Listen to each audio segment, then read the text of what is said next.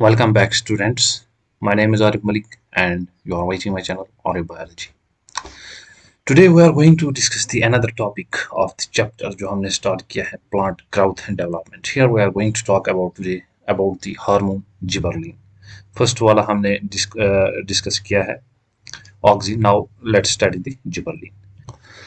अब जैसे हमने auxin की हिस्ट्री पढ़ी थी वैसे ही हम इसकी हिस्ट्री पढ़ते हैं पहले history starting from the history. So history अगर हम इसकी देखें जिबरलिन की तो क्या हुआ था इन जापान. जापान एक कंट्री है, वहां पर एक डिजीज हो गई थी राइस को. किसको? राइस को. राइस प्लांट को एक डिजीज हो गई थी. डिजीज क्या हो गई थी? सपोज ये एक राइस प्लांट है.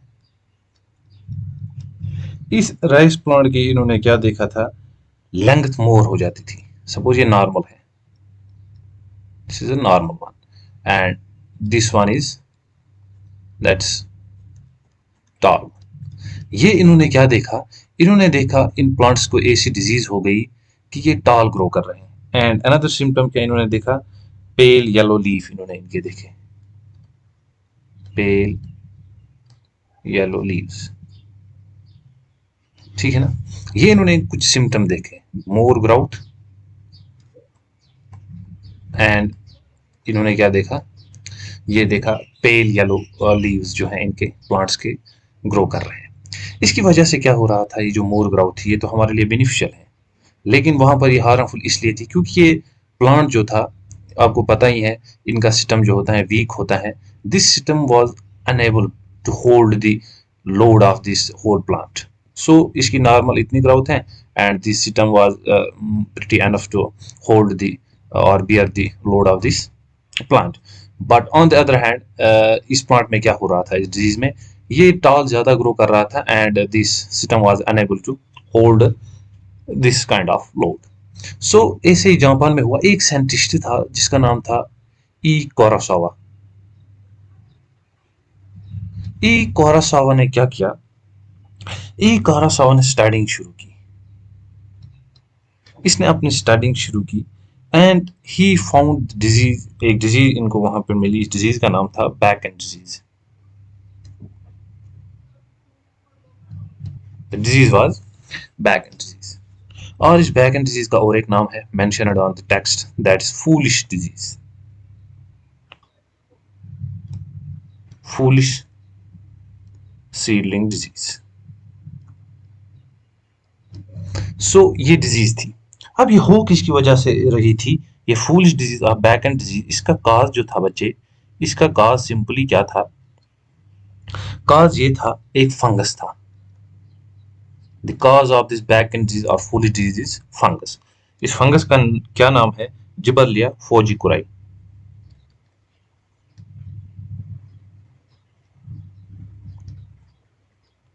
जिबरलिया फोजिकुराई.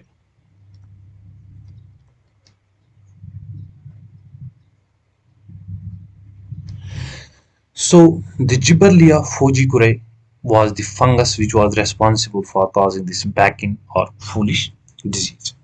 So इस back-in और foolish disease के क्या symptoms थे? Symptoms जो आपने देखे, the two symptoms were here. The first was the pale yellow leaves and second was the more growth. ठीक है ना.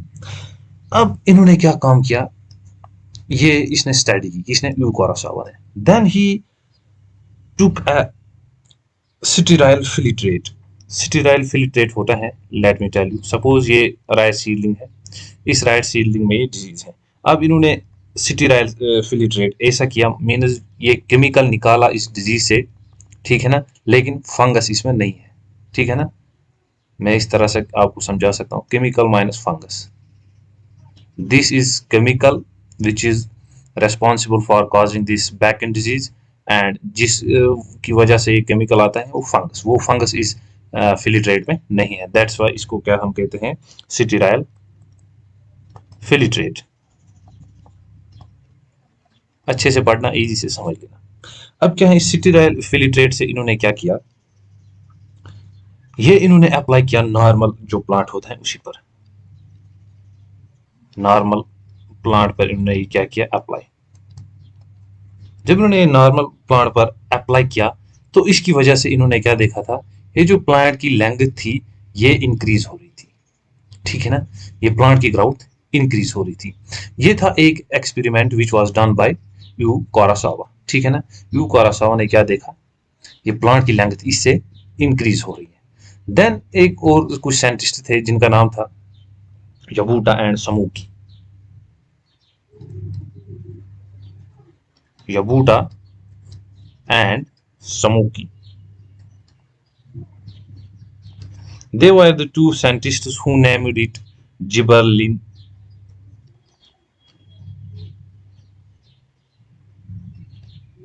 Gibberellin, ठीक है ना।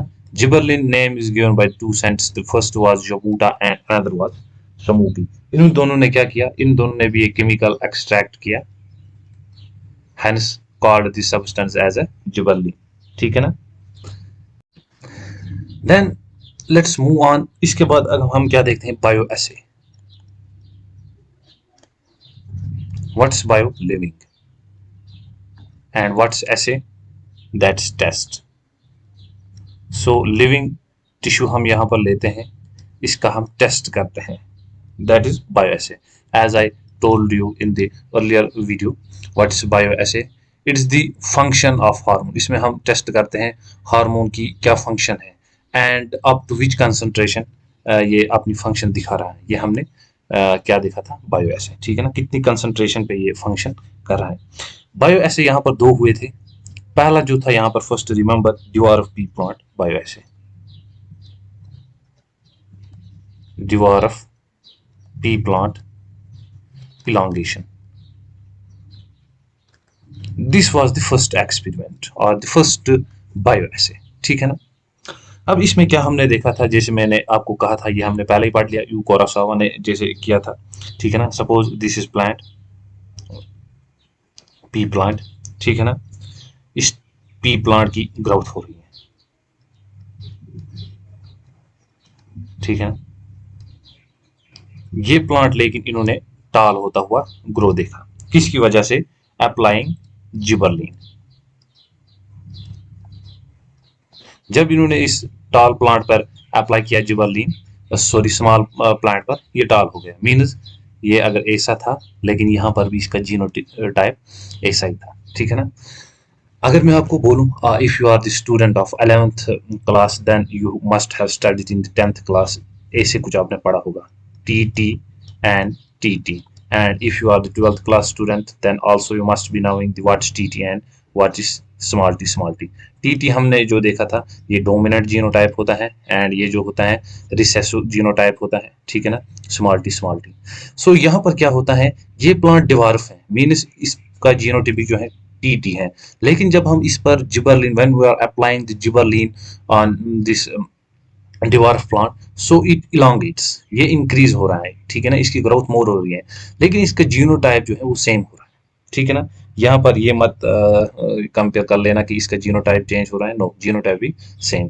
डिवार्फ से ये क्या हो गया, ये टाल हो गया, ठीक है ना। देन अनदर एक्सपेरिमेंट हुआ था, या हम यहाँ पर ये कह सकते हैं overcome of genetic dwarfism, overcome of genetic dwarfism. ये जो जेनेटिक डिवार्फिज्म है यहाँ पर, ये हम यहाँ पर इसका ओवरकम करते हैं, मीन इस प्लांट की हम ग्रोथ इंक्रीज करवा रहे हैं बाय अप्लाइंग जिबरलिन। ऑल्सो यहाँ पर और एक एक्सपेरिमेंट हुआ था जिसको हम कहते हैं बार्ले एंडोस्पोरम डाइजेशन टेस्ट।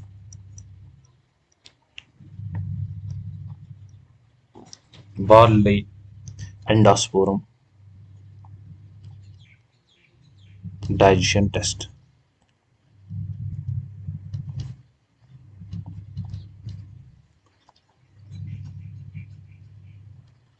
ये बायोएसे सेकंड है हमारे पास। अब इसमें इन्होंने क्या किया, इन्होंने बार्ले का ये जो है सीड उठाया, क्या उठाया, बार्ले का सीड उठाया। सपोज ये बार्ले का सीड है, ठीक है ना। यहां पर आपको पता ही यहाँ पर क्या होता है, सपोज दिस इज एंडोस्पोरम, इसी पे तो इन्होंने एक्सपेरिमेंट किया, दिस इज द एंडोस्पोरम। एंडोस्पोरम में ये मोस्टली स्टार्च होता है, एंड ये हो गया यहाँ पर सीड कोट, ठीक है ना। यहाँ पर सपोज ये एम्ब्रियो है, आपको ही पता है डेवलपिंग एम्ब्रियो को जो फूड न्यूट्रिशन मिलती है वो कहाँ से मिलती है, एंडोस्पर्म से। देन यहाँ पर एक लेयर होती है अराउंड दिस, दैट्स यहाँ पर ऐसे कुछ लेयर होती है अराउंड द एंडोस्पर्म, इसको हम क्या नाम देते हैं, इसको हम कहते हैं बच्चे एलोरॉन लेयर।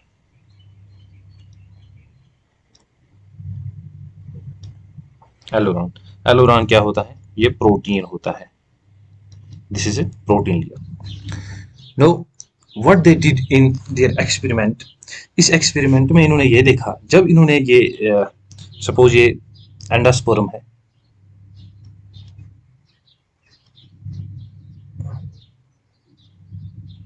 ये एंडोस्पर्म है, इस एंडोस्पर्म में इन्होंने क्या काम किया, इस एंडोस्पर्म में आपको पता है ये स्टार जब कन्वर्ट हो जाता है किसमें, शुगर में, हमको पता ही है एंडोस्पर्म जो होता है ये न्यूट्रिशन प्रोवाइड करता है इन ग्रोइंग एम्ब्रियो, इसकी वजह से क्या हो जाती है, सीड जर्मिनेशन होती है हमें, ठीक है ना। लेकिन ये कौन एंजाइम करवाता है, एक एंजाइम होता है जिसको हम कहते हैं अल्फा एमाइलेज, या एमाइलेज आप याद रख सकते हो। ये अल्फा अमाइलेज या अमाइलेज जो होता है इसकी वजह से क्या हो जाता है, ये स्टार्च कन्वर्ट हो जाता है into sugar. But on applying the gibberellic acid, जब इन्होंने जिबरलिन इस पर अप्लाई किया, इन्होंने क्या देखा, what they observe that this conversion of starch into sugar the process increase, ठीक है ना, ये रिएक्शन क्या होगी, फास्ट होगी ऑन अप्लाइंग जिबरलिक एसिड। सो ये इन्होंने बॉली एंडोस्पर्म डाइजेशन टेस्ट या बॉली एंडोस्पर्म बायो ऐसे जो किया, इसमें इन्होंने क्या देखा, ये स्टार्च जो है बाय अप्लाइंग व्हाट, जिबरलिक एसिड, ये जो रिएक्शन की ये जो स्पीड है ये इनहांस हो जाती है, ठीक है ना। ये इन्होंने दो एक्सपेरिमेंट किए थे, ठीक है ना, या दो बायो ऐसे थे, dwarf pea elongation and barley endosperm digestion test. So in final हमने यहाँ पर क्या क्या पढ़ा, डिस्कवरी, डिस्कवरी हमने देखी किसने की, यू कुरोसावा ने। नेम किसने दिया था इस जिबरलिक का, युबूटा एंड स्मोकी, ठीक है ना, ये भी हमने देखा, हो गए 2 पॉइंट्स। थर्ड पॉइंट जो हमने यहाँ पर देखा बच्चे वो था बायो ऐसे, बायो ऐसे हमने क्या देखा था, फर्स्ट हमने देखा dwarf pea plant bioassay, dwarf pea plant bioassay, and second हमने क्या देखा यहाँ पर, barley endosperm bioassay, barley endosperm bioassay. So इसके बाद हमने क्या देखना है, आप the fourth we are going to discuss here that is precursor.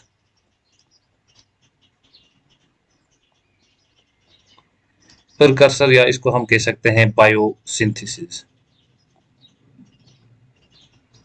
Biosynthesis अब इसकी किससे होती है, प्रिकर्सर क्या होता है, कोई चीज जिससे ये सिंथेसिस होता है, ठीक है ना। अब the precursor of the gibberellic acid is टार्पिन।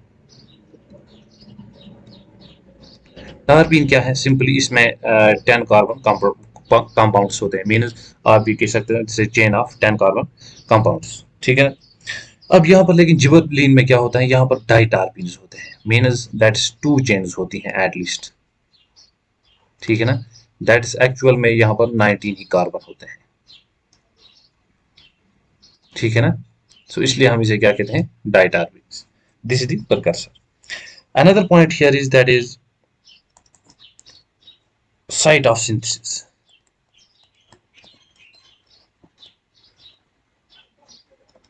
Site of synthesis of this hormone is, first यहाँ पर ये कहाँ पर सिंथेसिस होता है, germinating seed,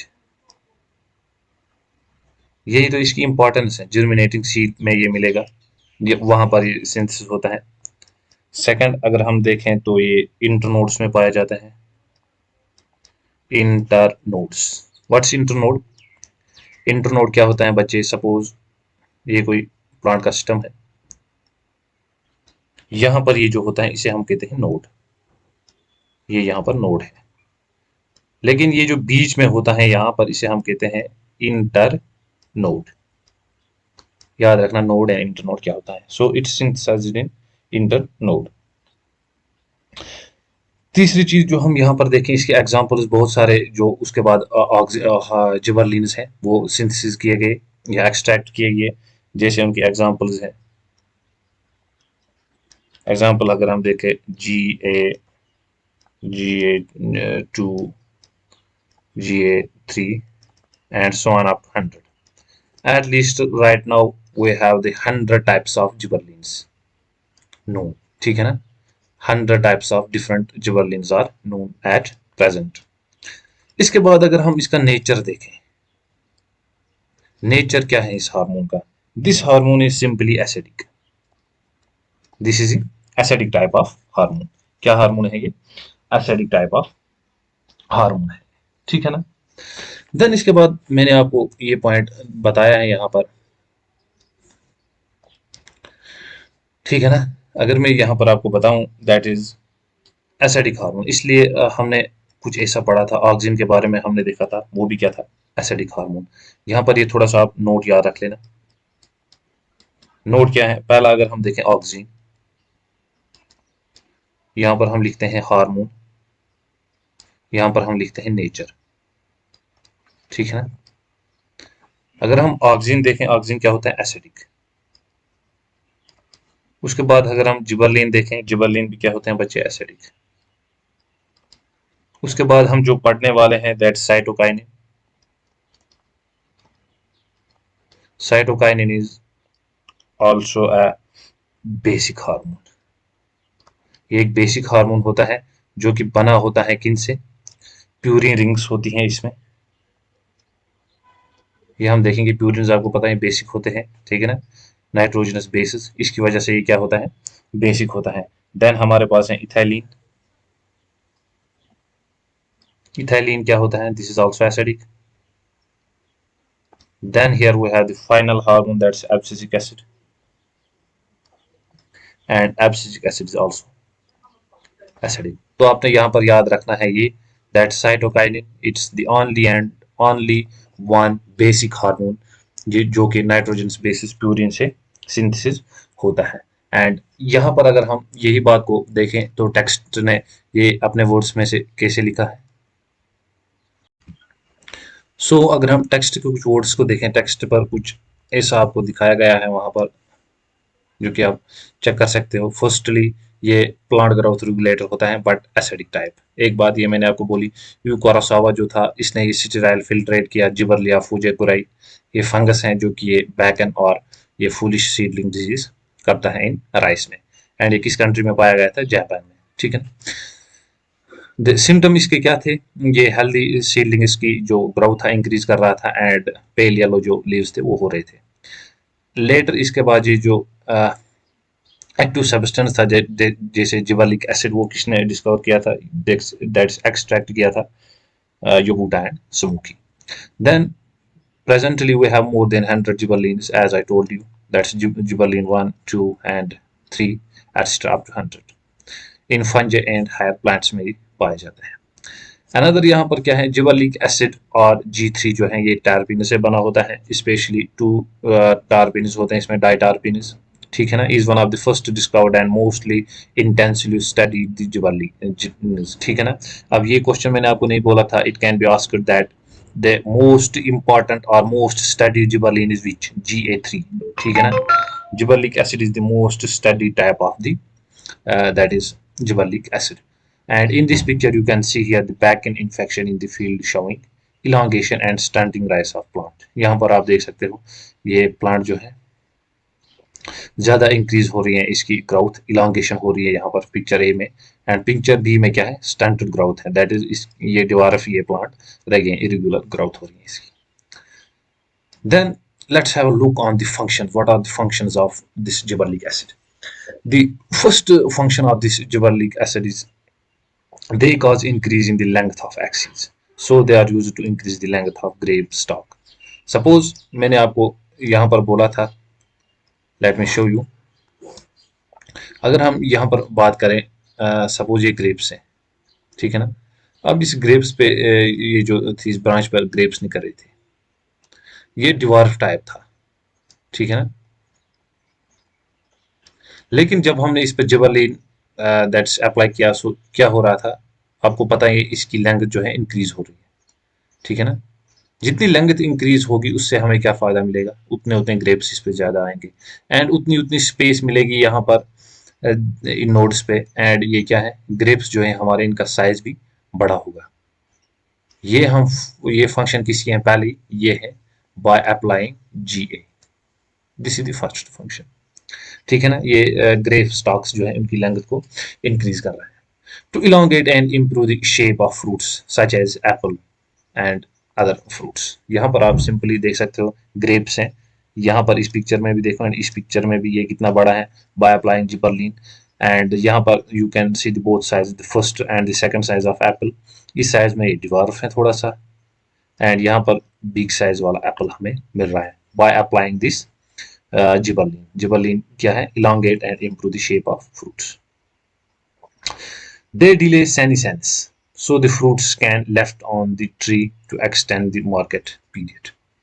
Let's discuss now this point. ये important point है, third point. अब ये senescence कैसे इसका इफेक्ट होता है, डिले करता है, एंड ये मार्केट पीरियड जो है वो कैसे इंक्रीज करता है।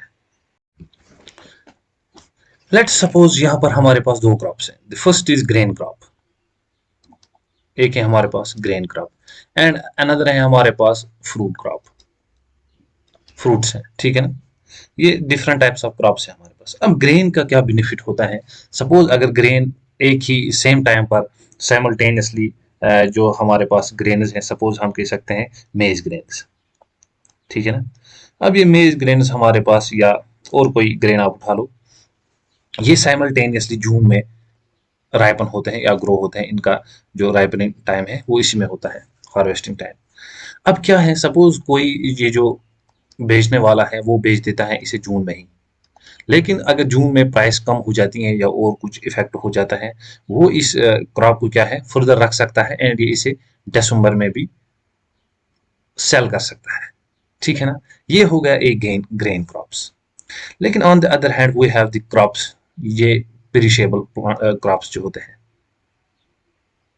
पेरिशेबल, ये होते हैं नॉन पेरिशेबल। अब ये पेरिशेबल में से क्या होता है, अगर ये साइमल्टेनियसली आप यहाँ पर ग्रो करते हैं, सपोज ऐसे ही जून में, ठीक है ना, से टमेटो, ये जो टमेटो है सपोज सेम टाइम पर क्या होता है, simultaneously they are ripening in the June.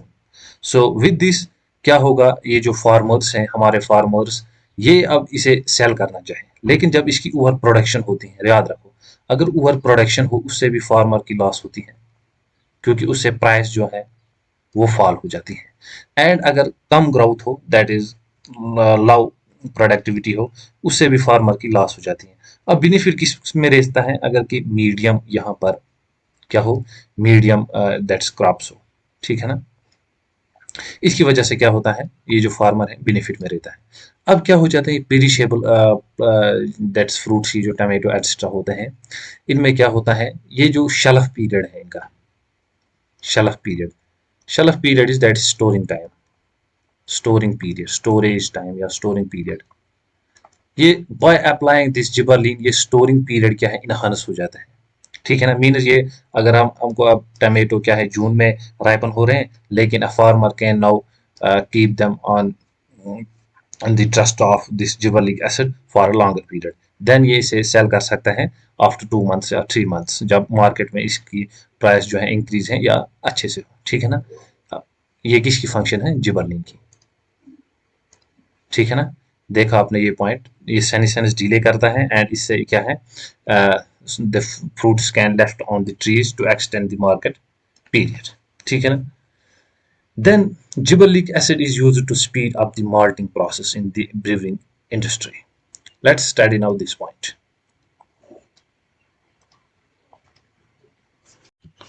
Now, how this gibberellic acid is used in the brewing industry? Braving industry, और हम इसे क्या कहते हैं, हम इसे कह सकते हैं अल्कोहल इंडस्ट्री। रिमेंबर मैंने आपको एक टेस्ट बताया था पहले, बार्ली एंडोस्पर्म डाइजेशन टेस्ट, उसमें हमने क्या देखा था, ये बार्ली सीड था, बार्ली सीड था, इस बार्ली सीड पर हम अप्लाई करते थे जिबरलिक एसिड, ठीक है ना, ऑन अप्लाइंग जिबरलिक एसिड, ये क्या था, ये शुगर में कन्वर्ट हो जाता था। ये पहले भी होता था, लेकिन इससे क्या हो जाती थी, ये स्पीड इनहांस हो जाती थी। ठीक है ना, ये स्टार्च इनटू, इसमें जो स्टार्च था वो शुगर में कन्वर्ट हो जाता था। ठीक है ना, जो हमने जिलमेटिक सीड्स में देखा था। लेकिन अब क्या है, इसी की वजह से हमने, जब साइंटिस्ट ने ये बेनिफिट इसका देखा, तो इन्होंने ये ब्रीविंग इंडस्ट्री या अल्कोहल इंडस्ट्री में अप्लाई किया, क्योंकि हमें वहां पर इथेनॉल चाहिए, एंड इथेनॉल क्या है, बैकबोन है इस इंडस्ट्री की। ठीक है ना, इसी तरह इन्होंने क्या किया साइंटिस्ट ने, ये जो स्टार्च है, इस स्टार्च को आपको पता ही है, ये कन्वर्ट पहले किस में होता है, माल्टोस में। किसमें, देन ये हो जाता है कन्वर्ट किसमें, ग्लूकोज में। यहाँ पर एक एंजाइम इस्तेमाल होता है, जो मैंने आपको बोला। ठीक है ना, दैट इज एमाइलेस या अल्फा एमाइलेस एंड प्रोटीएस इस्तेमाल होता है इसमें। अब यहाँ पर क्या स्टेप होता है, ये स्टार्च जो होता है, स्टार्च आपको पता ही होना है चाहिए, स्टार्च क्या होता है। पहले starch is a long chain of glucose, इसमें बहुत सारे ग्लूकोज मॉलिक्यूल्स होते हैं। ठीक है ना, ऐसे ही multiple number of glucose in starch, and in maltose there is only 2 glucose molecules. ठीक है ना, ये थोड़ा सा आप याद रख लो, starch and maltose, and I hope you might have studied it in the chapter biomolecules। ठीक है ना, देन ये ग्लूकोज में तब्दील हो जाता है, when it's converted into glucose, and further हम ग्लूकोज को फिर कन्वर्ट किस में करते हैं, इथेनॉल में। ठीक है ना, इस तरह हमें क्या मिल जाता है, इथेनॉल, बाय अप्लाइंग दिस। आपको पता है जिबरलिन जब हम अप्लाई करते हैं यहाँ पर, इससे क्या हो जाती है, ये प्रोसेस जो है इनहांस हो जाती है, इट बिकम्स ट्रेमेंडस, उसकी वजह से क्या हो जाता है, we have the plenty of ethanol. ठीक है ना, and this gibberellic acid is used to speed up the malting process in the brewing industry। Let's move ahead। और एक फंक्शन यहाँ पर अगर मैं आपको बोलूँ, that's sugar cane store sugar in the system, वो आपको पता ही है। Spraying sugar cane crop with gibberellic increase the length of system, it increase the yield by as much as 20 tons per acre. कितने, 20 tons per acre. Now how this happen, let me tell you. Suppose अब यहां पर क्या होता है, ये sugar cane है, sugar cane plant. आपको भी पता ही है, जैसे मैंने आपको बोला था, इसमें क्या होता है, स्टोर होता है इसमें शुगर, किन में, इन स्टम्स में से। Suppose this sugar cane stem, stem of sugar cane. Suppose ये प्लांट इतना ही था। आपको पता ही है, dwarf pea plant elongation test में हमने क्या देखा था, what we observe there, that this gibberellic acid is responsible for increase in the length. इससे क्या हो जाती थी, जैसे बैकन डिजीज आपने देखी थी, ये लेंथ जो थी इन प्लांट्स की इंक्रीज हो रही थी। ठीक है ना, अब इसी तरह अगर हम, साइंटिस्ट ने सोचा अगर हम हॉर्टिकल्चर में इसका अप्लाई करें, अगर हम इंडस्ट्रीज में इसका अप्लाई करें, जिबरलिक एसिड इस पर दें, GA3 इस पर दें, जिबरलिक एसिड होने की वजह से क्या हो जाएगा, ये जो स्टम है, स्टम इलांगेट हो जाएगा। when the stem elongates it means we have no more number of sugar. इसकी वजह से हम इस में ये जो शुगर है ऑटोमेटिकली इंक्रीज हो जाएगा। जब सिस्टम इंक्रीज होगा तो इसमें शुगर भी इंक्रीज होगा। इसकी वजह से क्या है, ये हॉर्टिकल्चर पर्पज में हम इस्तेमाल कर सकते हैं। Means we have the plenty of that is और more production, over production of this sugar cane. कितना होता है, 20 टन पर एकड़। यहाँ पर आप इस पिक्चर में देख सकते हो, सिंपली यहाँ पर शुगर कैन दिखाया गया है, इंक्रीज हो रहे हैं। Another is spraying juvenile conifer with gibberellic acid hastens the maturity period. It leads early seed production. Let's study now this point. Now let's study how this gibberellic acid hastens the juvenile period in conifers. Conifer क्या होते हैं? Conifer simply होता है जिम्नोस्पोर्म्स। जिम्नोस्पोर्म्स जिसमें आपने पढ़ाई होगा, like Pinus, citrus, etc. Hope you have studied this. अब इसकी वजह से क्या हो जाता है, सपोज और एक फीचर में अगर आपको जिम्नोस्पोर्म्स को के बारे में बोलूं, ये जो जिम्नोस्पोर्म्स होते हैं आपने पढ़ाई होगा, ये स्लो ग्रोवर होते हैं। स्लोवेस्ट जो ग्रोथ करते हैं प्लांट्स में से वो जिम्नोस्पोर्म्स होते हैं। इसी तरह लेकिन हमारे पास कुछ जिम्नोस्पोर्म्स हैं, ठीक है ना, लाइक हमारे पास है चिलगोजा पाइन, जिसे हम पाइनस जिरीडिना कहते हैं। पाइनस जिरीडिना। अब ये पाइनस जिरीडिना क्या है, इसका एक नाम होता है जिसे हम कहते हैं चिलगोजा पाइन, चिलगोजा पाइन, और हम इसे क्या कहते हैं, नीजा पाइन, नीजा पाइन। ये हमें कहाँ पर मिलती है ये याद रखना नहीं है। It's native to north western Himalayas in northern Pakistan and Waziristan में हमें ये मिलते हैं। ये आपको याद नहीं रखना है। अब इसमें क्या होता है, इसके जो कून्स होते हैं, जो कून्स भी आपने पढ़े होंगे, ठीक है ना, इस कून्स में से क्या मिलते हैं, हमें कुछ सीड्स मिलते हैं, ठीक है ना, इन कून्स में से कुछ सीड्स मिलते हैं, इसीलिए हम इसे चिलगोजा पाइन कहते हैं, उसे हम खाते हैं, ठीक है ना। लेकिन अब क्या होता है, ये पाइनस जिरीडिना जो है ये स्लो ग्रोवर है, ठीक है ना। क्या है स्लो ग्रोवर, क्योंकि जिम्नोस्पर्म है। लेकिन हमें पता ही है जिबरलिक एसिड जब हम इस्तेमाल करते हैं इससे क्या हो जाता है, इसका ये जो जुवेनाइल फेज है अब ये हास्टन हो जाता है, ठीक है ना। सपोज ये यही पाइनस है, पाइनस का सीड है यहाँ पर, इस सीड से क्या हम बनाते हैं, दैट इज प्लांट।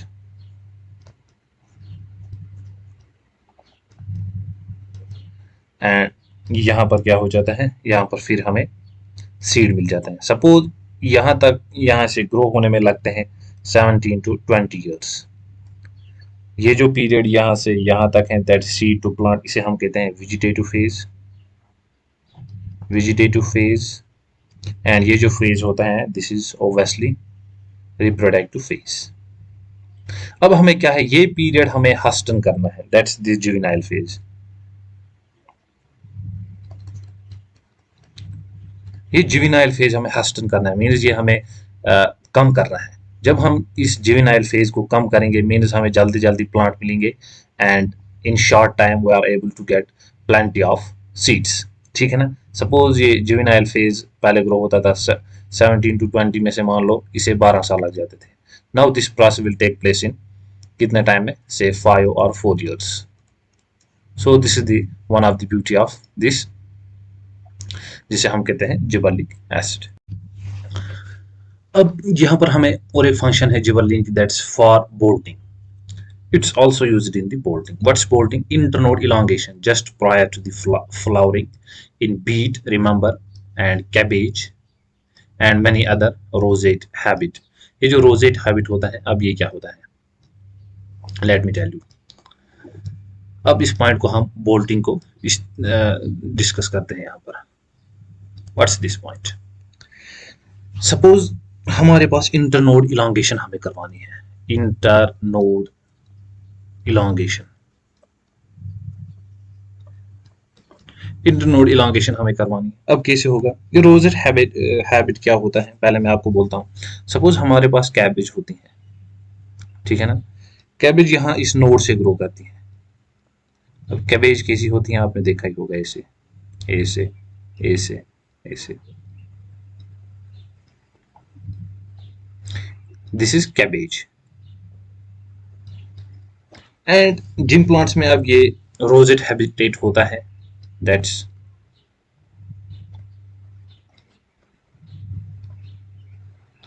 अब ये रोजेट हैबिट को ये क्या करवाता है, चेंज करवाता है। कैसे, इंटरनोडल, बाय इंटरनोड इलांगेशन।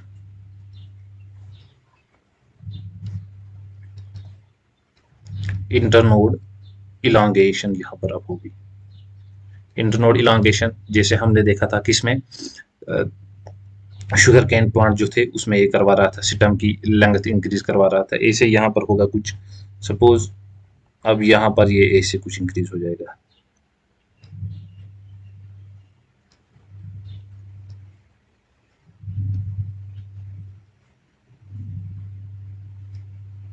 अब यहाँ पर क्या है, सपोज ये फ्लावरिंग हो रही है अब यहाँ पर।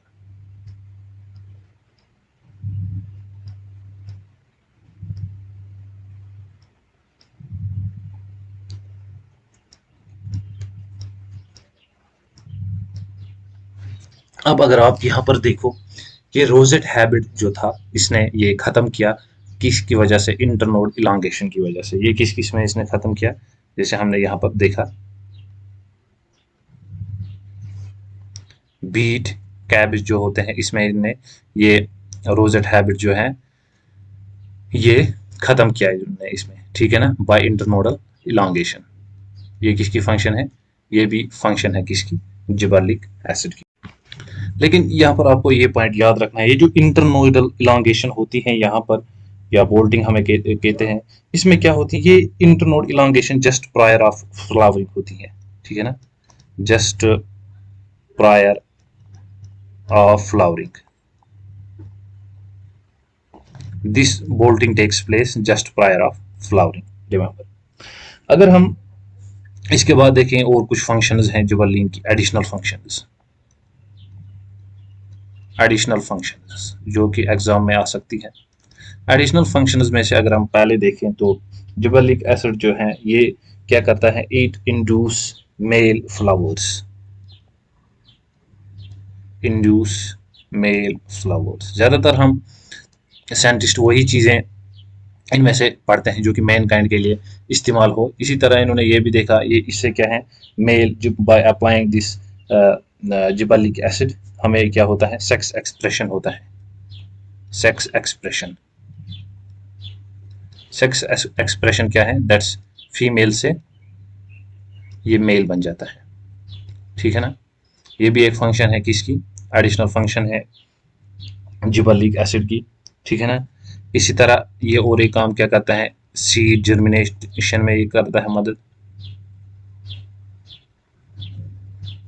सीड जर्मिनेशन में कैसे करता है, सीड होता है जैसे हम बार्ली सीड में देखा था, ये एंडास्पर्म था, इसमें जो स्टार्च था, इस स्टार्च को ये कन्वर्ट करता था किसमें, शुगर में, जिबर्लिक एसिड, ठीक है ना। और इससे ये स्पीड जो थी इनहांस हो जाती थी। मेन ये जो सीड जर्मिनेशन है ये इससे क्या हो जाती है, इनहांस हो जाती है, ठीक है ना। इसी तरह हम कह सकते हैं ये ब्रेक करता है डॉर्मेंसी भी, ठीक है ना। डॉर्मेंसी ये ब्रेक करता है, डॉर्मेंसी आपको पता ही होगा क्या है, ठीक है ना। इसी तरह ये डॉर्मेंसी भी ब्रेक करेगा। लेकिन ये सीड जर्मिनेशन के लिए यहाँ पर ये एंजाइम इस्तेमाल जो होते हैं, ये क्वेश्चन आया था, gibberellic acid induces that seed germination with the help of enzyme. दो एंजाइम होते हैं, एक होता है अल्फा एमाइलेस एंड होता है प्लस प्रोटीएस। आपको पता ही ASE जो लगता है एंड में, नॉमेनक्लेचर एंजाइम आपने पढ़ा ही होगा, एंजाइम्स में से ये इस्तेमाल होता है। ये भी इसमें क्या है, फंक्शन ऑफ ये है जिबर्लिक एसिड। ऑल्सो अगर हम और एक फंक्शन यहाँ पर देखें तो और एक फंक्शन है, gibberellic acid promotes effect of vernalisation, promote effect of vernalisation. अब वर्नलाइजेशन क्या है ये आपको नेक्स्ट हमें पढ़ना ही है, व्हाट्स वर्नलाइजेशन, वहीं पर आप देखोगे। ये फोर्थ पॉइंट जो मैं एक्स्ट्रा आपको बोलूँ, ये भी आप फर्दर पढ़ने, we are going to study in the future topic, जिसमें हमने वर्नलाइजेशन एक्स्ट्रा हमें देखना है। ये ऑल्सो क्या करता है, जिबर्लिक एसिड क्या करता है, प्रमोट फ्लावरिंग, पर्टिकुलर किन में से, ये लॉन्ग डे प्लांट्स जो होता है, लॉन्ग डे प्लांट्स हम देखेंगे, लॉन्ग डे प्लांट्स क्या होता है, उनमें ये क्या करता है, फ्लावरिंग करवाता है, एंड ये वर्नलाइजेशन में भी हमें मदद करता है। Now let's study the another hormone that is cytokinin. Cytokinin कौन सा हार्मोन है, आप let's first study its discovery, then हम ये टेक्स्ट के पॉइंट देखेंगे। अब हम पहले यहाँ पर क्या देखते हैं, डिस्कवरी।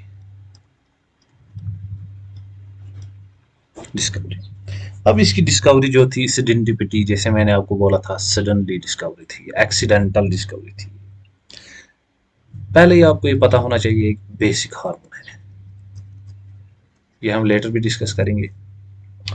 देन अगर हम डिस्कवरी की बात करें, दो साइंटिस्ट थे, एक का नाम था Skoog and Miller, they were two scientists. ये जो काम कर रहे थे, क्योंकि मैंने आपको बोला ये एक्सीडेंटल डिस्कवरी है, they were working on the tissue culture, tissue culture, ये टिश्यू कल्चर पर क्या कर रहे थे, काम कर रहे थे। अब सपोज इन्होंने क्या किया होगा, सपोज इन्होंने ये किया होगा कि शाम को इन्होंने लेबॉर्ट्री बंद की होगी, एंड लेबॉर्ट्री बंद करने से पहले इन्होंने क्या किया था, सपोज ये एक्सीडेंटल डिस्कवरी है इसलिए मैं आपको ये बोल रहा हूँ, गेस कर रहा हूँ। इन्होंने क्या किया होगा, एक फिश थी जिसका नाम है हेरिंग फिश, हैरिंग फिश, इसका स्पर्म था।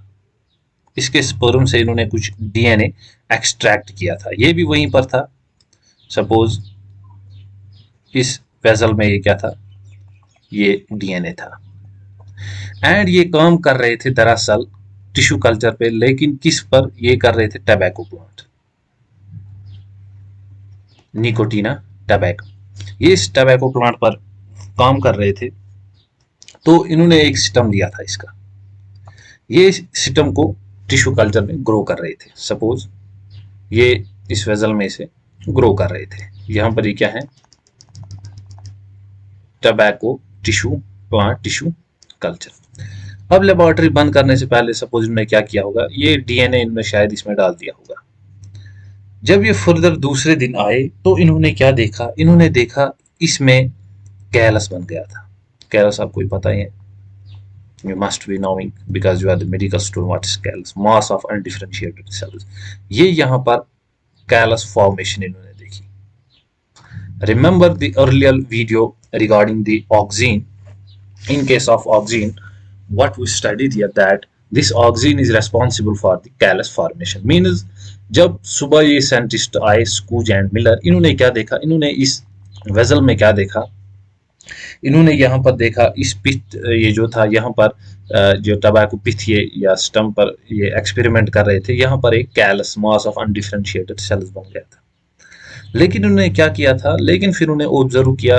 पहले तो इन्होंने देखा यहाँ पर ऑक्सीजन, वो तो होगा ही क्योंकि मैंने आपको बोला था ऑक्सीजन जो पिछले वीडियो में हमने पढ़ा था responsible for the tissue that is callus formation में ऑक्सीजन इस्तेमाल होता है। प्लस यहाँ पर इन्होंने कुछ यीस्ट का एक्सट्रैक्ट या कोकोनट वाटर, ये भी क्या है,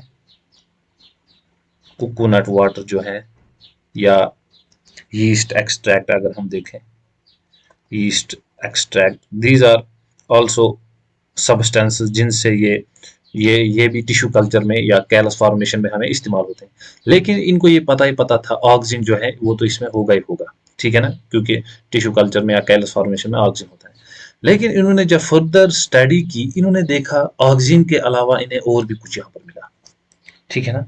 ऑक्सीजन के अलावा इन्हें और भी कुछ प्रोडक्ट मिला जो कि इस पिथ में या इस टबैको के सिस्टम में ड्यूजनस कर रहा था, जिसकी वजह से यहाँ पर कैलस बन गया था। इन्होंने इस प्रोडक्ट को कुछ नाम दे दिया ऐसे। What they named this product, they named this product as a kinetin. So kinetin term अगर आपको आई है, किसने दी थी, सुकूज एंड मिलर ने ये फर्स्ट टर्म दी थी, क्या, काइनेटिन, ठीक है ना। अब काइनेटिन कैसे बना आपने देखा, इसमें इन्होंने जब फर्दर जांच की, अब ये यहाँ पर एक केलस कैसे बन गया, पहले इन्होंने यहाँ पर ऑब्जर्व किया ऑक्सीजन, लेकिन उसके बाद इन्होंने देखा ये जो हैरिंग स्पर्म डीएनए था, ठीक है ना, हैरिंग फिश के स्पर्म का डीएनए, इसमें भी कुछ ऐसा प्रोडक्ट था जिसने ये कैलस फॉर्मेशन की थी यहाँ पर, ठीक है ना। वो प्रोडक्ट जो इन्होंने देखा, इसे नाम इन्होंने दिया काइनेटिन। अब काइनेटिन का जो केमिकली से क्या कहते हैं, और एक नाम भी इसे कहते हैं 6-फॉस्फोरली अमाइनो प्यूरिन, 6-फॉस्फोरली अमाइनो प्यूरिन, ठीक है ना। ये इसका केमिकल नेम है, किसका, काइनेटिन का। देन इसके बाद क्या हुआ, इसके बाद इसकी ये जो डिस्कवरी थी ये रुकी नहीं, इसके बाद ये डिस्कवरी आ गई। Then afterwards in that is जो एक्सपेरिमेंट किया था किसने, स्कूज एंड मिलर ने, इन्होंने ये किया था ये एक्सपेरिमेंट 1957 में, ठीक है ना, remember date. Then after that in 1963 में और एक साइंटिस्ट आ गया जिसका नाम था Latham.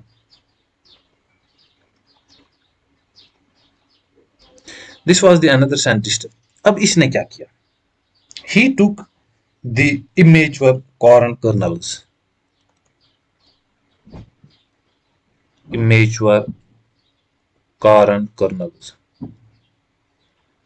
he took what, immature corn kernels, immature corn kernel, और हम इसे क्या कहेंगे, जियामेज,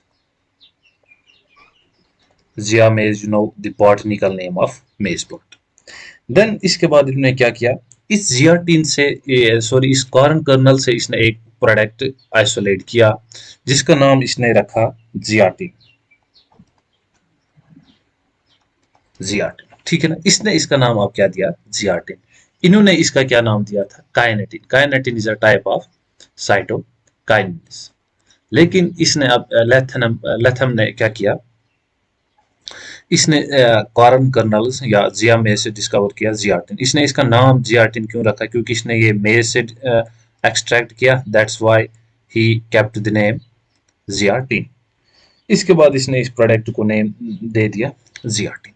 लेकिन later on after lot of confusion इसने इस जियाटिन को फिर से नेम चेंज करवा दिया, दैट इज फिर इसी ने टर्म क्वाइन की, टर्म क्वाइनड बाय लिथम ने।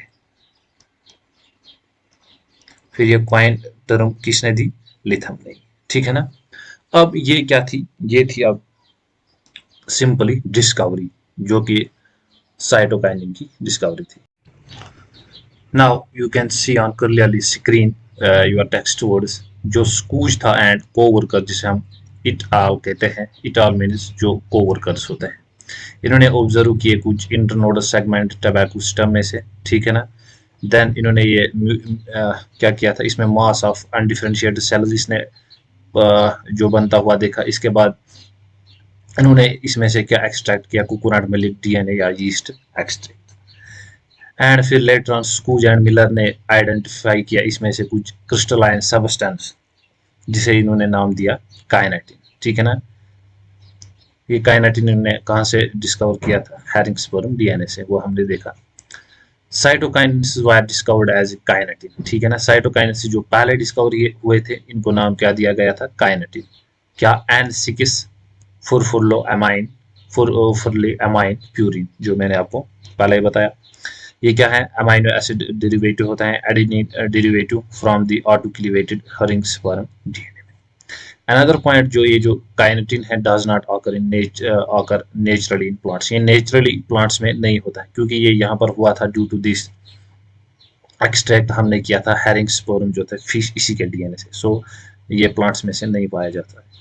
इसी तरह अगर हम यहाँ पर आप फार्मूला देख सकते हो काइनेटिन की, एंड यहाँ पर ट्रांसजियाटिन, ठीक है ना।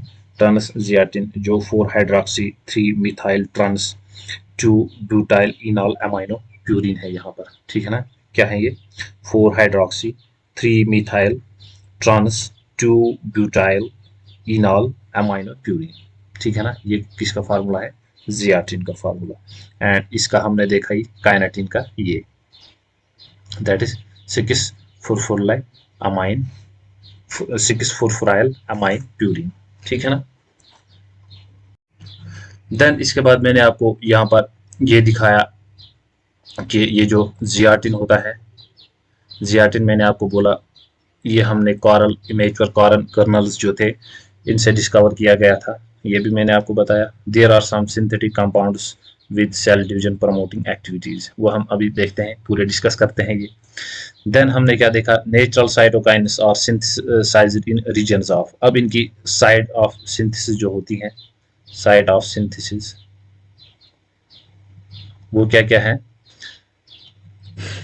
जो रैपिड सेल डिवीजन जहां पर होते हैं वहीं पर ये पाए जाते हैं। इंपॉर्टेंट याद रखना, रैपिड सेल डिवीजन होते हैं root apex and shoot apex और यंग फ्रूट्स जो होते हैं, इनमें ही रैपिड सेल डिवीजन होते हैं, hence they are found in these place, ठीक है ना। सो हमने यहाँ पर डिस्कवरी जो है, डिस्कवरी हमने डिस्कस कर ली। देन इसके बाद हम पढ़ते हैं जो दूसरा पार्ट होता है, वो होता है बायो एसे। बायो एसे मीन टेस्ट। अब ये टेस्ट यहाँ पर क्या हुए, 2 टेस्ट हुए यहाँ पर भी। The first one was the tobacco pith culture, tobacco pith culture, tobacco pith culture जो हमने देखा, टबैको प्लांट को जब इन्होंने ग्रो किया था, उसके पिथ पर कल्चर पे ये जो मिलर एंड स्कूज काम कर रहे थे। देन इन्होंने क्या देखा, कैलस या सेल डिफरेंशिएशन वहां पर इन्होंने देखी। अब इसके बाद और एक यहाँ पर एक्सपेरिमेंट हुआ था, that second bio essay, delay in leaf senescence. Delay in leaf senescence, delay in leaf senescence, और एक एक्सपेरिमेंट हुआ था इस पर, जिसे हम कह सकते हैं इस डिले इन लीफ सेनेसेंस को अगर मैं यहाँ पर नाम दूं तो हम इसे ये कह सकते हैं क्लोरोफिल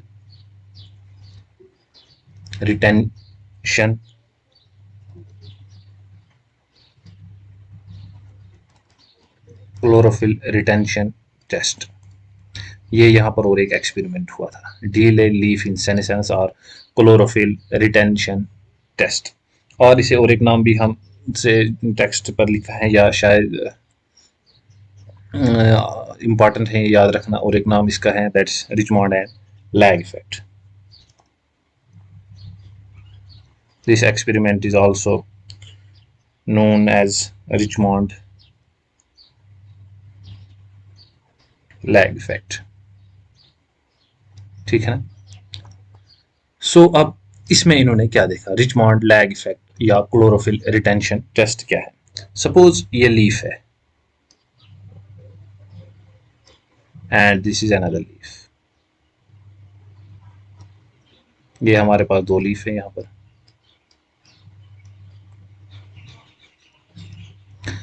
इसी तरह क्या है, ये लीफ क्या है, अब ये लीफ कुछ टाइम के बाद जब फॉल हो जाता है ये मुरझा जाता है, ठीक है ना, कुछ ऐसे हो जाता है। देन उन्होंने दूसरा लीफ भी लिया, इस पर इन्होंने अप्लाई क्या कर दिया, साइटोकाइनिन।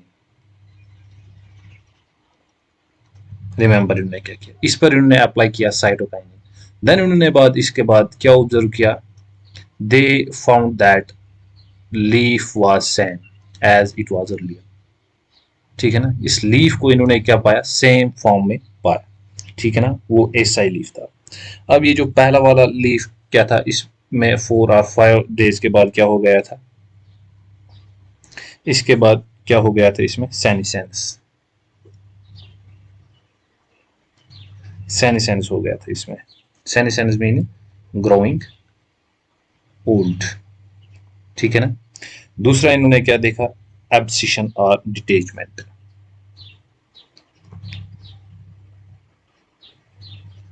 एब्सिशन और डिटेचमेंट,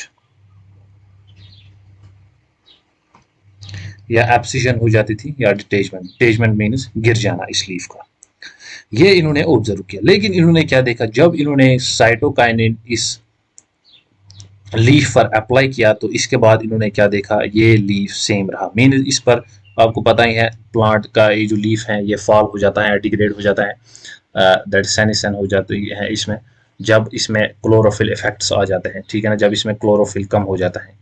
यहाँ पर अब इसने क्या किया, इसीलिए इसे कहते हैं क्लोरोफिल रिटेंशन टेस्ट। मीन यहाँ पर ये जो था क्लोरोफिल रिटेन रहा इसमें, this leaf retains this chlorophyll due to the on applying cytokinin. ठीक है ना, ये थी इसकी और एक बायो ऐसे, 2 बायो ऐसे, delay in leaf senescence and tobacco pith culture. ठीक है ना। इसके बाद अगर बायो ऐसे के बाद अगर हम देखें प्रिकर्सर जो है इसका, वो क्या है, सिंथेसिस कहाँ से होते हैं इसकी, दैट्स बायोसिंथेसिस। बायोसिंथेसिस होती है इसकी, that is pure adenines and purines, adenine and purines, adenines and purines, adenines and purines, you know that they are nitrogenous bases। so nitrogenous bases होती हैं ये, इसीलिए हम इसे क्या नाम देते हैं, दिस इज बेसिक हार्मोन। ठीक है ना। यहाँ पर अमाइनो प्यूरिन है सपोज, इस अमाइनो प्यूरिन से हमें क्या मिलता है बच्चे, दैट इज साइटो काइनिन हमें यहाँ पर मिलता है। ठीक है ना। इसके बाद अगर हम देखें साइट ऑफ सिंथेसिस, इसकी साइट कहाँ पर होती है, site of synthesis, as I earlier told you, the जो पार्ट होते हैं where the divisions are fast, वहां पर ये पाए जाते हैं, दैट इज हमें ज़्यादा मिलते हैं फिर रूट टिप्स। एंड यहाँ पर अगर हम देखें सपोज ये शूट टिप्स, एंड ऑल्सो ये कहाँ पर मिलते हैं हमें, ग्रोइंग जो होते हैं फ्रूट्स, ये भी हमने डिस्कस किया था। देन इसके बाद यहाँ पर कुछ एग्जाम्पल्स हैं, एग्जाम्पल्स हमारे पास हैं। पहले ही हमने काइनेटिन देखा, ये भी एक टाइप ऑफ साइटोकाइनिन। सेकंड जो हमने यहाँ पर देखा that this is zeatin. Third जो हमने यहाँ पर देखा या इसके बारे में शायद मैंने आपको नहीं बताया, दैट्स बीएपी। ये वो बाप नहीं है, माँ बाप वाला बाप। This is benzyl amino purine. Benzyl amino purine. This is some. These are some examples of cytokinin. Now let's study the function. Now let's study the functions of cytokinin. अगर हम पहले फंक्शन देखें, cytokinesis play a role in that is cytokinesis. Cyto means cell, kinesis means division. ये अब cell division करवाता है कौन? cytokinesis means cell division. यहाँ पर मैं आपको सेल डिवीजन में कुछ इफेक्ट आपको बोलता हूँ।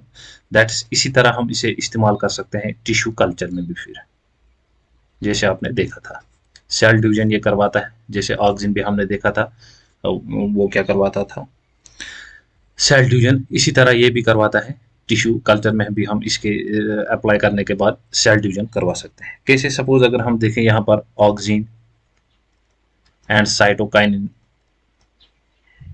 अब आपको पता है ये दोनों क्या है, फंक्शन करते हैं सेम सेल डिवीजन।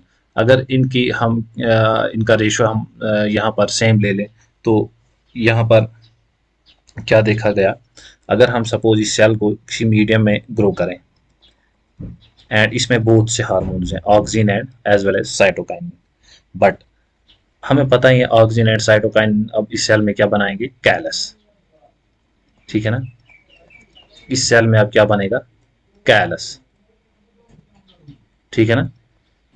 लेकिन क्या होता है जब हम यहाँ पर इस दैट इज जिस वेसल में हम इनको न्यूट्रिएंट मीडियम में हम इन्हें ग्रो करवा रहे हैं, दैट्स टिश्यू कल्चर करवा रहे हैं, ये ऑब्जर्व किया गया अगर हम यहाँ पर पहले ऑक्सीजन कंसंट्रेशन इंक्रीज करें, दैट इज ऑक्सीजन इंक्रीज करें, ऑन इंक्रीजिंग द ऑक्सीजन यहाँ पर क्या हो जाता है, रूट डेवलपमेंट हो जाती है,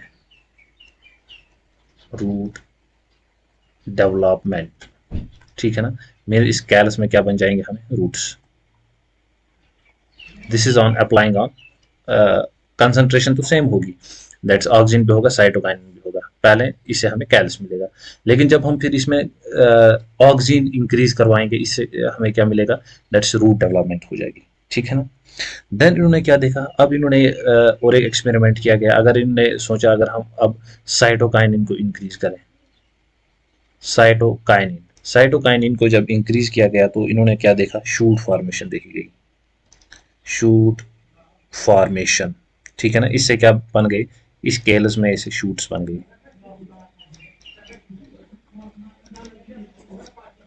ठीक है ना, क्या मिले हमें यहाँ पर, शूट्स मिले। सो इस तरह हम देख सकते हैं ये सेल डिवीजन में मदद कर रहा है एंड टिश्यू कल्चर में। अब मैं सिंपली आपको यहाँ पर अगर ऐसे दिखाऊं तो ये सेल है, इस सेल को जो इलांगेशन करवा रही है वो कौन करवा रहे हैं, ऑक्सीजन। ऑक्सीजन क्या करवा रहा है, सेल इलांगेशन। लेकिन यहाँ पर अगर हम देखें अब ऐसे इस सेल को, इस सेल में अब डिवीजन हो गए, ये कौन करवाएगा, साइटोकाइनिन। ठीक है ना, यहाँ पर मैं ये कह सकता हूँ ऑक्सीजन प्लस साइटोकाइनिन क्या करते हैं, ये करते हैं दैट्स प्रमोट सेल डिवीजन। इसी तरह अगर हम और एक फंक्शन यहाँ पर देखें, ये क्या करते हैं, help to produce new leaves. On applying cytokinesis हमें यहाँ पर न्यू लीव्स मिल सकते हैं, जैसे आप ये देख सकते हो यहाँ पर। ठीक है ना, chloroplast in leaves as I earlier told you, जैसे एक्सपेरिमेंट में देखा गया था लीफ में जो क्लोरोप्लास्ट से ज़्यादा वो उस लीफ की क्या होती थी, उसमें सेनिसेनस नहीं होती थी। मीन्स अब क्या है, जितने क्लोरोप्लास्ट अब लीफ में रिटेन रहते हैं वो किसकी वजह से लेते हैं, that is cytokinesis. Lateral shoot growth and adventitious shoot formation भी है। लेटरल शूट होते हैं, सपोज ये यहाँ पर है टिश्यू सॉरी सिटम, इस सिटम में यहाँ पर लेटरल शूट्स बनेंगे, ये भी किसकी वजह से होती है, that is cytokinin and adventitious shoots भी हमें मिलेंगे इसी की वजह से। Help to overcome the apical dominance, ये जो इपिकल डोमिनेंस है ये इससे हम ओवरकम कर सकते हैं on applying cytokines. Promote nutrient mobilisation which helps in delay of leaf senescence. अब ये न्यूट्रेंट मोबिलाइजेशन कैसे होती है, दैट्स न्यूट्रिएंट मोबिलाइजेशन।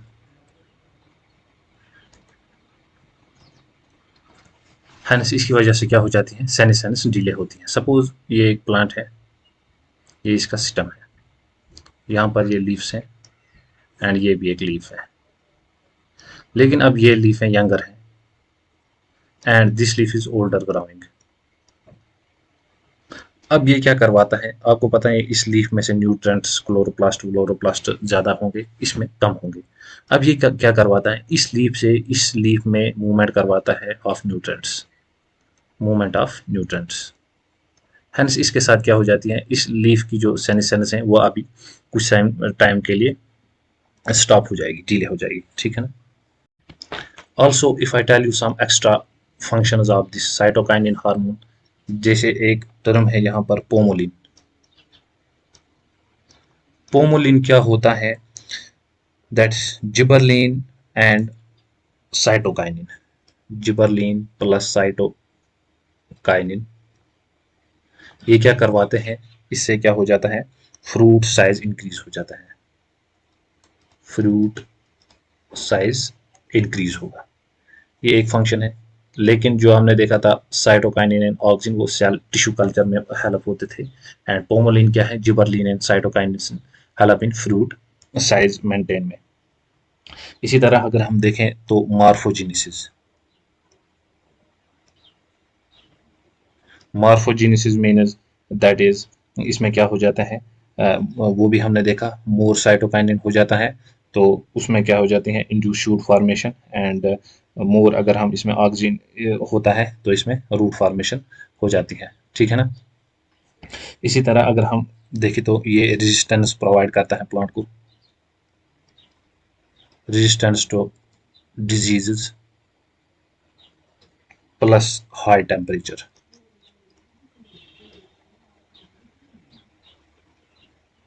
ठीक है ना। इसी तरह अगर हम और एक फंक्शन यहाँ पर देखें तो इससे क्या हो जाते हैं, accumulation of solutes, accumulation of solutes, जैसे मैंने आपको बताया पहले ही, ये क्या करता है, इससे क्या हो जाता है, एक्यूमुलेशन ऑफ सॉल्यूट्स मीन्स इससे ज़्यादा ये जो है सुक्रोज वो एक्यूमुलेट हो जाता है। इसी तरह अगर हम और एक फंक्शन देखें तो ये पार्थिनोकार्पी में भी इस्तेमाल होगा, ठीक है ना। इसी तरह अगर हम देखें सेक्स एक्सप्रेशन होगा इसके साथ भी, sex expression, sex expression means ये फीमेल नस्ल आता है, ऑन द अदर हैंड जो जिबरलिन था वो मेल नस्ल आता था, फीमेल नस्ल, ठीक है ना। इसी तरह अगर हम देखें ये ब्रेक करता है, सी डॉर्मेंसी भी ये ब्रेक करता है, सी डॉर्मेंसी ब्रेक करता है। इसी तरह अगर हम इसकी और फंक्शन देखें तो ये क्या करता है, फॉर्मेशन ऑफ न्यू लीव्स होती हैं इसके साथ, new leaves plus formation of chloroplast.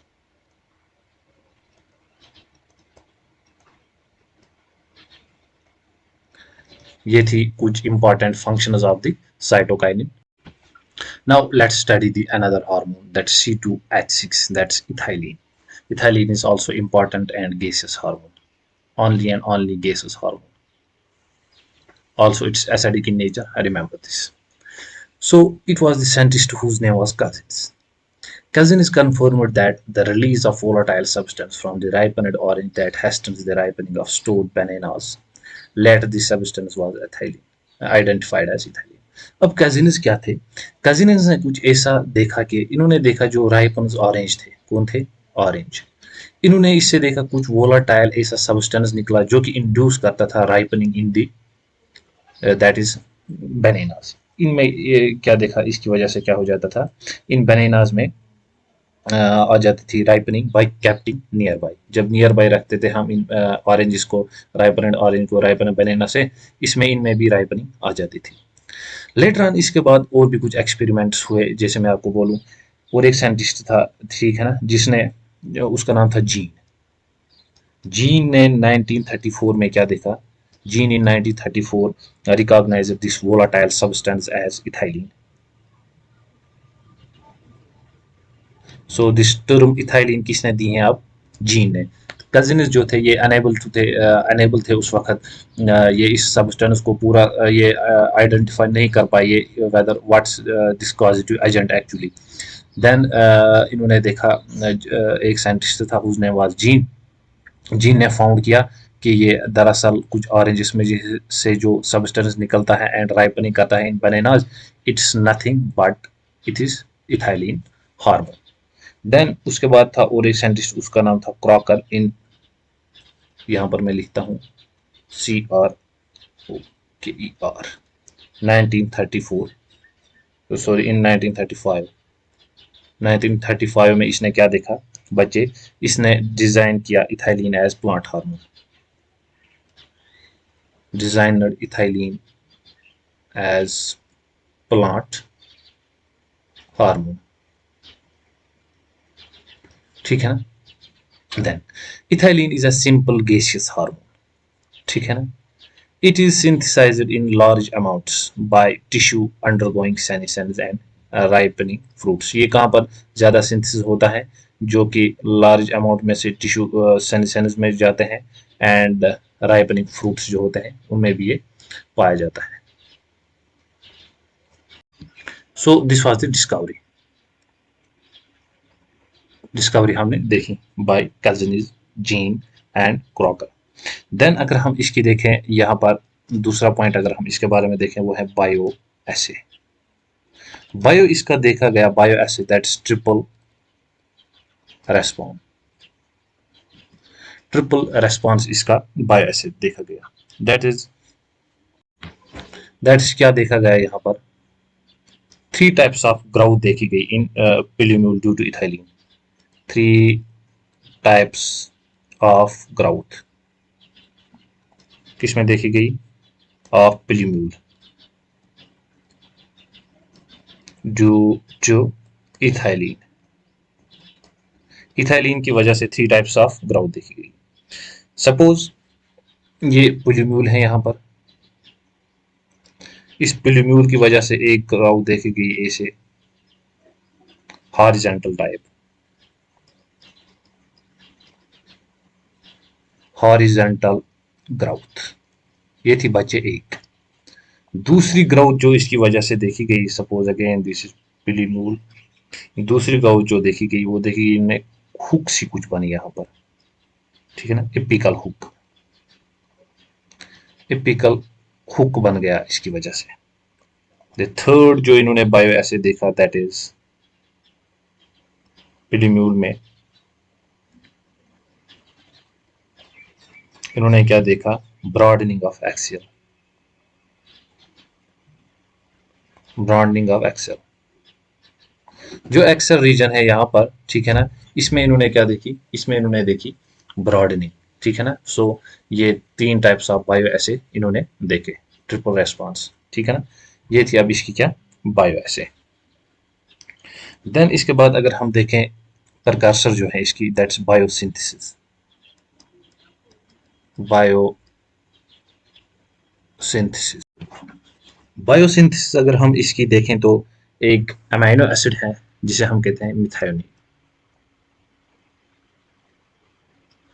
Methionine और मिथायोनिन, दिस मिथियोनिन, आपको इसके बारे में पढ़ा होगा if you are 12th standard student और preparing for NEET, then you must be knowing about the methionine. It's जो स्टार्टिंग कोडान जो होता है AUG, वो कोड करता है किस अमीनो एसिड को? इस मिथायोनिन को। एंड ये मिथायोनिन होता है in case of eukaryotes, and in case of prokaryotes क्या होता है? Formyl methionine. इंपॉर्टेंट पॉइंट है, याद रखना यहाँ पर, नीट के लिए important, formyl methionine, and methionine होता है in case of eukaryotes, and ये स्टार्टिंग कोडान जो होता है इसे ही कोड करता है, ठीक है ना। अगर हम देखें ये प्रिकर्सर जो इसका है वो यही है, अमाइनो एसिड, ठीक है ना, दैट्स मिथायोनिन, इसी से ये सिंथेसिस होता है। देन इसके बाद अगर हम देखें साइट ऑफ सिंथेसिस जो है, site of synthesis, site of synthesis इसकी अगर हम देखें, all sites wire abscission occurs.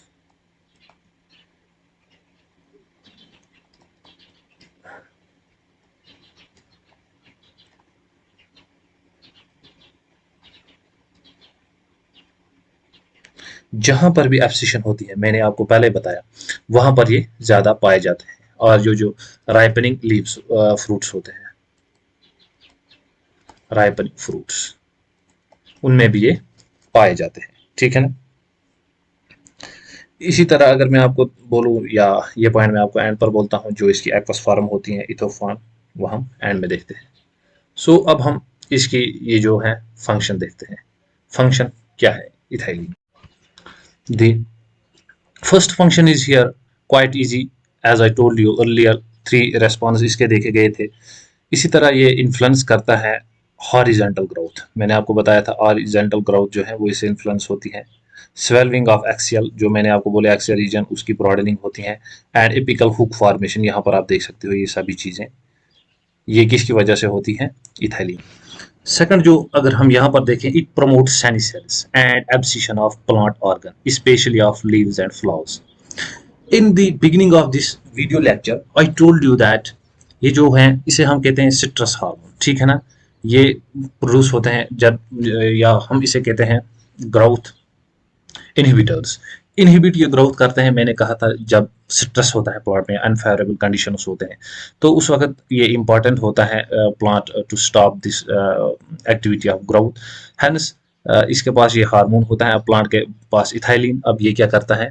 Abscission और सेनिसेंस करता है इन लीव्स एंड फ्लावर्स की, क्योंकि ये प्लांट को अब कूप करना है किन के साथ? दैट्स अनफेवरेबल कंडीशन के साथ। Another, it promotes fruit ripening, it enhances respiration rate during the fruit ripening. This is respiratory climatic. Respiratory climatic ये इस्तेमाल होता है, मीनस ये फ्रूट राइपनिंग करवाता है।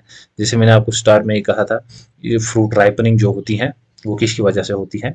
इथाइलिन हार्मोन की वजह से। जैसे हमने देखा था ऑरेंज से कुछ सब्सटेंस निकलता था, गैसेस सब्सटेंस, वो किस में जाता था? बनानास में, वहां पर राइपनिंग करता था। It breaks seed dormancy, bud dormancy, initiates the germination in peanut seeds, sprouting of tubers. ये क्या करता है? जो बड डॉर्मेंसी हो गई होते हैं, सपोज ये पटेटो है, यहाँ पर आप देख सकते हो, ये पटेटो जब अंडर सॉइल होता है तो इसमें क्या होती है? डॉर्मेंसी होती है, या बड क्या होता है? ये बड डॉर्मेंसी में होता है, जिसे हम ट्यूबर कहते हैं, या आई भी हम इसे कहते हैं, ठीक है ना। अब इसकी क्या हो जाती है? यहाँ पर आप देख सकते हो, अब इसकी क्या हो जाती है? स्प्राउटिंग, स्प्राउटिंग हो जाती है इन बर्ड्स की, ठीक है ना। फिर ये ग्रो करता है, आप देख सकते हो, फिर यहाँ से इसने स्प्राउटिंग की है। पीनट्स में भी ये ऐसा ही करवाता है, एंड पोटैटो ट्यूबर्स में भी, ठीक है ना। इसी तरह अगर हम देखें यहाँ पर, it promotes rapid internode petiole elongation in deep water rice plant, it helps leave upper part of shoot to remain above the water. Suppose अब क्या होता है, आपने देखा होगा जो राइस प्लांट होता है, पैडी फील्ड्स में इनिशियली ये कहाँ होता है? दैट्स डीप वाटर में होता है ये, ठीक है ना, ठीक है ना। अब डीप वाटर में क्या होता है? यहाँ पर इनका लोअर मोस्ट इंटरनोड होता है, लोअर मोस्ट इंटरनोड। ये जो अब लोअर मोस्ट इंटरनोड होता है यहाँ पर, अब इससे क्या होती है? ये लीफ को, ये प्लांट होता है अनेबल टू फॉर्म लीव्स, ठीक है ना, क्योंकि ये अंडर वाटर होता है। बट ये देखा गया है कि अगर हम इस प्लांट में जब अच्छी कंसंट्रेशन हो इथाइलिन की, तो क्या होता है? ये अंडर वाटर फ्लावर जो है, दैट्स प्लांट है, इसका ये जो लोअर मोस्ट नोड होता है, ठीक है ना, लोअर मोस्ट इंटरनोड यहाँ पर होता है, सपोज लोअर मोस्ट इंटरनोड होता है, इससे ये क्या करवाता है? इलांगेट करवाता है इसकी, हैंस इसकी वजह से क्या हो जाती है? यहाँ पर भी फिर लीव्स आ जाती है। ये क्या कर, ये कौन हार्मोन करवाता है? Ethylene promotes rapid internode or petiole elongation in the deep water rice plants. It helps leaves upper part of the shoot to remain above the water. इसकी वजह से क्या हो जाता है, ये अब जो lower most नोड था या lower most internode, अब ये क्या आ जाता है, above the water level आ जाता है, ठीक है ना. Promotes growth, root growth and root hair formation, increase absorption surface. अब क्या हो जाता है, जैसे हमने पोटैटो ट्यूबर्स में देखा था, इसी तरह ये क्या करवाता है, रूट की जो है ग्रोथ करवाता है ये, ठीक है ना. जितनी रूट की ग्रोथ होगी एंड जितने उस पर रूट हेयर्स होंगे, इट मीन इस प्लांट के पास उतना एब्जॉर्प्शन एरिया क्या होगा, इंक्रीज हो जाएगा इसकी वजह से, ठीक है ना. ये इंपॉर्टेंट पॉइंट है एंड इजी भी है. Used to initiate flowering and for synchronizing fruit set in pineapples. It also induce flowering in mango. क्या हो जाता है, फ्लावरिंग ये करवाता है किसमें, पाइनएप्पल्स में एंड मैंगो में. ये भी इंपॉर्टेंट है, ये आया भी था ये question. Widely used in agriculture. Agriculture purpose इसके बहुत सारे हैं, ठीक है ना. वो यहाँ पर आप देख सकते हो इस पिक्चर में, यहाँ पर रूट हेयर्स जो है इनकी फॉर्मेशन हो रही है. ये डीप वाटर प्लांट्स हैं यहाँ पर. ऑल्सो अगर हम यहाँ पर देखें, मैंने आपको पहले ही बोला ये गैसेस हार्मोन होता है, गैसेस हार्मोन. सो अगर हमें इसे स्प्रे करना हो ऑर्चिड्स में, ठीक है ना, या फ्रूट्स पे, so it's difficult to spray gas. हम जैसे ही गैस बाहर निकालेंगे वो हवा में उड़ जाएगा. देन क्या होता है, हमारे पास होता है इसका एक्वस फॉर्म, इसे हम कहते हैं इथोफॉन, ठीक है ना. What's ethephon, it's the aqueous form of ethylene and यही मोस्ट वाइडली होता है प्लांट्स में. एंड ये इथोफॉर्म की एक दैट इज प्रॉपर्टी है, it's readily absorbed and transported within the plant, ठीक है ना. ये रेडिली ट्रांसपोर्ट एंड एब्जॉर्ब करते हैं प्लांट. अब ये इथोफॉन जो होता है ये हेस्टन करता है ripening in tomatoes and apples. जैसे मैंने आपको बोला था ये राइपनिंग करता है, ठीक है ना, लेकिन ये जो इथोफॉन होता है ये हेस्टन करता है दैट इज राइपनिंग, ठीक है ना, टमेटोज एंड एप्पल्स में. एंड एक्सेलरेट क्या करता है इनमें, फ्लावर्स एंड फ्रूट्स. ऑल्सो ये क्या करता है, थिनिंग करता है कॉटन की, चेरी की, वॉलनट की. कॉटन, चेरी, वॉलनट्स जो होते हैं उनकी जो लेयर होती है दैट्स बार्ली वाली लेयर होती है, उसे ये क्या करवाते हैं, थिन करवाते हैं. ऑल्सो ये क्या करवाता है, फीमेल फ्लावर्स इंड्यूस करता है किसमें, कोकुम्बर में. इसकी वजह से क्या हो जाता है, कोकुम्बर इंक्रीज यील्ड जो है वो इंक्रीज हो जाता है. Now let's study the lost hormone, that's abscisic acid, ABA. Abscisic acid अब कौन सा हार्मोन है, ये भी एक एसिडिक हार्मोन है, acidic hormone. During mid 1960 it was report 3 kinds of inhibitors, जो कि प्लांट इनहिबिटर होता है. ये इसे कौन से 3 इनहिबिटर दैट्स आइसोलेट किए गए थे, inhibitor B, abscisin second and dormin. These were the 3 inhibitors. They were chemically identified and known as abscisic acid. इन्हें क्या हम कहते हैं, abscisic acid. ये क्या किए गए थे, ये उस वक्त डिस्कवर किए गए थे, ठीक है ना, मिड 1916 में. एब्सिसिक एसिड की अगर हम सिंथेसिस देखें तो ये सिंथेसिस होता है कैरोटीनॉइड से, ठीक है ना. ये है metabolic compounds of carotenoids. Also अगर हम इसके ये जो बायो ऐसे हैं दैट इज वो यहाँ पर नहीं दी गए हैं, so we no need to study that. And also अगर हम इसे देखें, इसे हम कहते हैं सिट्रस हार्मोन, सिट्रस हार्मोन. इसे plant at the time of stress, जब प्लांट में अनफेवरेबल कंडीशन हो उस वक्त प्लांट इसे क्या करता है, रिलीज करता है. ऑल्सो ये है एक weak acidic hormone, it's a weak acidic hormone, ठीक है ना. ऑल्सो ये क्या करता है, it regulates abscission and dormancy. Dormancy and abscission जो है ये इसे रेगुलेट करता है, कंट्रोल में रखता है, ठीक है ना. इसी तरह अगर हम इसकी अब फंक्शंस देखें, फंक्शन इसकी क्या है, पहले हम फंक्शन से पहले अगर हम इसकी साइट ऑफ सिंथेसिस देखें तो guard cells and chloroplast, guard cells, chloroplast plus seed, यहां पर ये क्या है, साइट ऑफ सिंथेसिस, ठीक है ना. अब इसकी फंक्शंस अगर हम देखें तो it acts as a inhibitor of plant growth and metabolism. ये प्लांट की ग्रोथ को एंड मेटाबॉलिज्म को क्या करता है, इनहिबिट करता है during unfavourable conditions. It inhibit seed germination, means seed में अनफेवरेबल कंडीशन है उस वक्त ये इस प्लांट को सीड जर्मिनेट नहीं करने देगा, ठीक है ना. It stimulates the closure of stomata in the epidermis. अब एपिडर्मिस में जो स्टोमेटा होते हैं उनको ये क्लोज करवाता है बाय द रिलीज ऑफ के पॉजिटिव, ठीक है ना। पोटेशियम से आपको पता ही है closer and opening of stomata होती है। अब ये क्या करवाता है, इन्हें क्लोज करवाता है। ये भी कब ये करवाएगा, in unfavourable conditions. It increase the tolerance of plants to the various kinds of stress. इसकी वजह से क्या होगा, ये प्लांट मल्टीपल जो स्ट्रेस है उन्हें बेयर कर सकता है। Also called, that's why we called it also as stress hormone. It has an important role in seed development. Seed development में ये मदद करता है मैचुरेशन एंड डॉर्मेंसी में। Seed dormancy by abscisic acid helps to withstand the desiccation and the other unfavorable conditions as I told you earlier। जो unfavorable conditions हैं उनके जो साथ अगर कूप करना है, यहाँ पर अगर आप देखो ये स्टोमेटा संकन हो गया है, क्लोज हो गया है, ठीक है ना। अनफेवरेबल कंडीशंस के साथ अगर हम अब हमें कूप करना है तो कौन मदद करेगा, that is abscisic acid. Plant में हमने ये पढ़ा होगा, इस चैप्टर में आप और एक दो टर्म्स देखोगे। एक है एगोनिस्टिक, AGONIST, एगोनिस्ट, एंड दूसरे आप देखोगे एंटागोनिस्टिक। एंटागोनिस्टिक क्या होती है, अपोजिट फंक्शन, अपोजिट फंक्शन, ठीक है ना। एंटागोनिस्टिक क्या होता है, अपोजिट फंक्शन। एगोनिस्टिक क्या होता है, इसे हम साइनर्जिटिक कहते हैं या सेम काइंड ऑफ फंक्शन होती है। मीन्स जैसे हमने देखा था ऑक्सीन प्लस साइटोकाइन।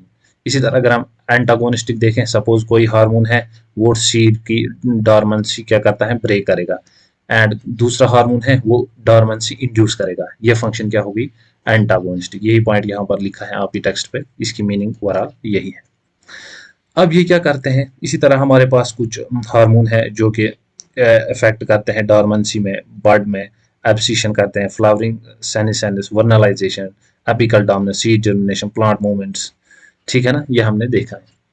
अब क्या होता है, in most cases abscisic acid जो है ये एक्ट होता है एंटागोनिस्टिक, दैट्स अपोजिट फंक्शन करता है। जो जिबरलिन फंक्शंस करता है उनके अपोजिट ये फंक्शंस करता है। कौन, एब्सिसिक एसिड। एंड ये आस्क्ड क्वेश्चन है, ये antagonistic hormone that is abscisic acid is antagonistic hormone to gibberellin, ठीक है ना।